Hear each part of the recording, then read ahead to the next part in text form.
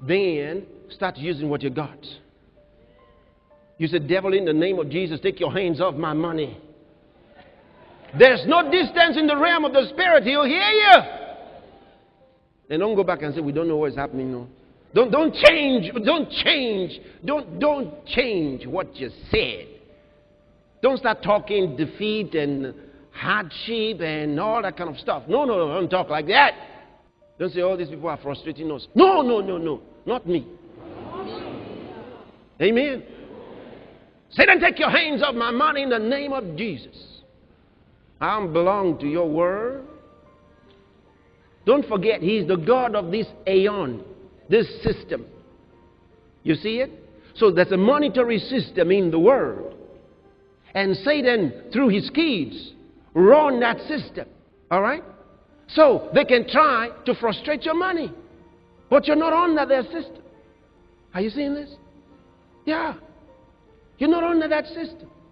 That's why he said to give your tithes, because that connects the money you get from the world to the kingdom.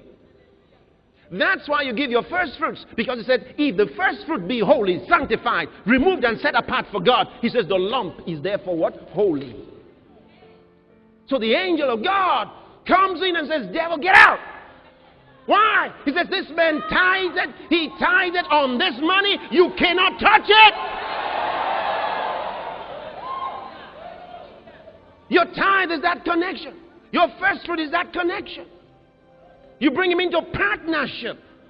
When they brought the sacrifices into the temple, once it got into the temple, nobody could touch it again. Now, it's an amazing thing. Look at this.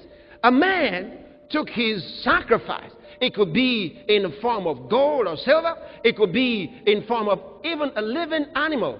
He took a sheep. All right? A sheep to the priest.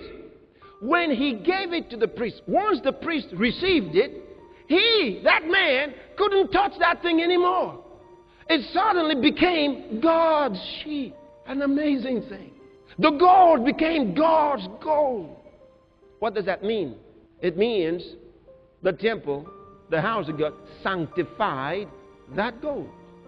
It sanctified that sacrifice. It sanctified it. When you receive, you sanctify it by giving God his tithe, giving God his first fruit. That sets you apart from the system of the world. So what destroys their money cannot destroy your money. What destroys their business cannot destroy your business. Plus that, he gives you wisdom that the world cannot fathom. He gives you wisdom. He gives you direction.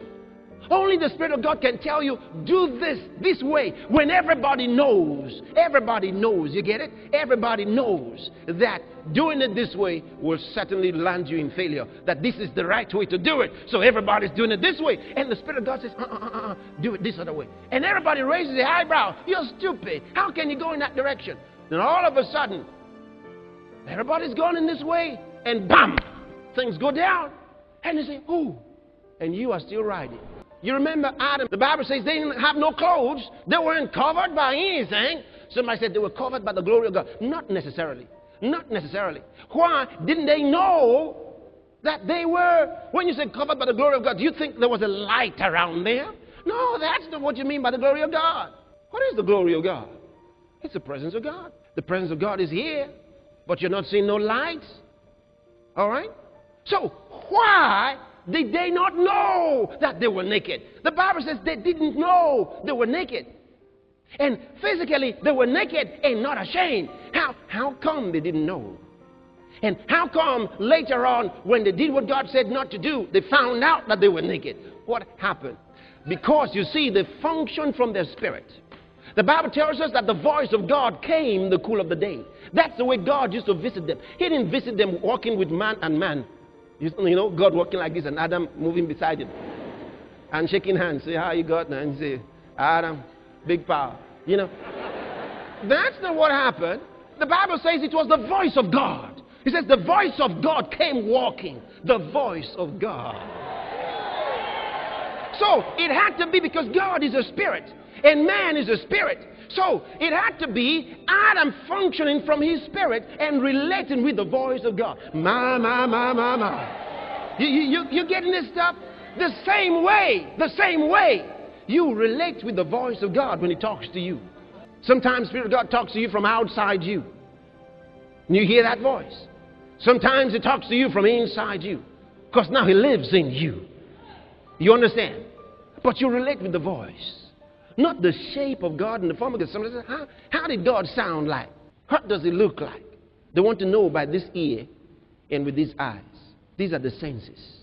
But there's a spirit that recognizes God. Now, when man sinned against God, his spirit ceased to dominate him. His senses took over. And suddenly they said,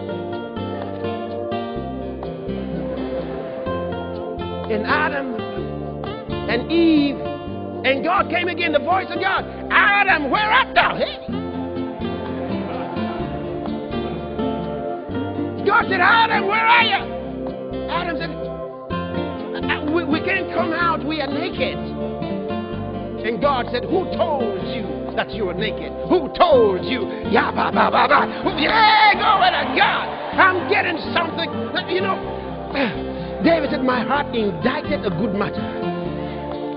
My tongue is the pen of a ready writer. Are you getting something in your spirit? Somebody said, I'm broke. Who told you you're broke? Who told you? Who told you? Hallelujah.